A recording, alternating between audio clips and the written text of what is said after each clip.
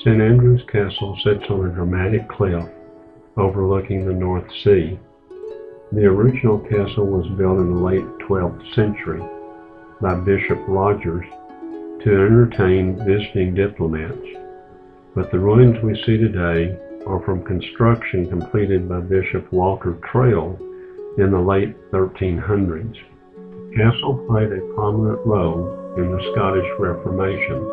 In 1546, Bishop David Beaton imprisoned the Protestant preacher George Wishart and had him burned at the stake on March 1st in front of the castle. On May 26th, friends of Wishart, disguised as Masons, took control of the castle and murdered Bishop Beaton, hanging his body out of a window at the front of the castle. A long siege of the castle ensued, during which John Knox became the preacher for the castle's garrison. During this siege, mines and countermines were dug that can still be seen by visitors today. The siege was finally broken when a French fleet arrived and pummeled the castle with cannon fire. After surrendering to the French, some of the garrison was sent to French prisons, while others, including John Knox, were condemned to row in French galleys.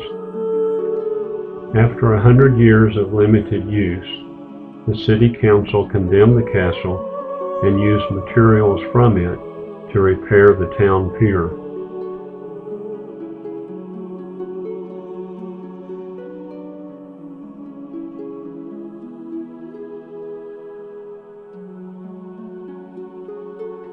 University students take a traditional swim on May 1st on a small beach area below the castle that is called Castle Sands.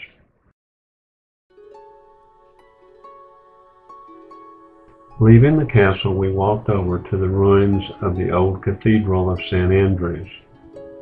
The original church, which was called St. Rule's, was built on this site to house the relics of St. Andrew that were brought here by St. Regulus from Patras, Greece. The 108-foot-tall Rule Tower remains from this original church. Climbing its 157 steps gives you a great view of the city.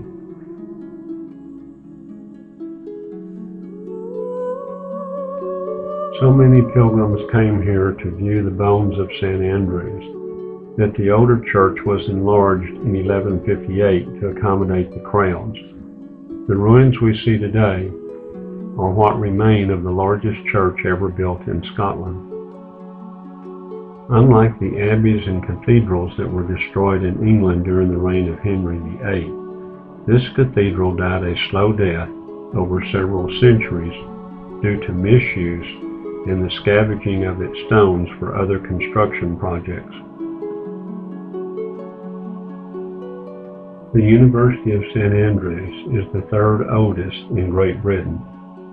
While there are several colleges spread throughout the town, this grassy square called Sally's Quad at St. Salvatore College is the central point of the university. Graduation is held here each June. Students engage in a food fight here in November. A celebration was held in this square when two alumni of the university were married, Prince William and Kate. St. Salvatore's Chapel was founded in 1450. John Knox preached from the pulpit in this chapel many times. This is a beautiful Gothic church with wooden ceiling and 19th century stained glass windows. This obelisk memorializes several Protestant leaders who were killed during the Scottish Reformation. St. Andrews is known as the birthplace of golf. The first recorded game occurred in 1553. Golf may have been an adaptation of a Dutch game played on ice. The Old Course is the site of the British Open every 5 years. It is open to the public for play, but you must have a handicap of 24 and win a lottery drawing for a tee time. The Royal and Ancient Golf Club is housed in this building, overlooking the first tee box in the 18th green. However, the course is owned by the St. Andrews Golf Trust and not the club.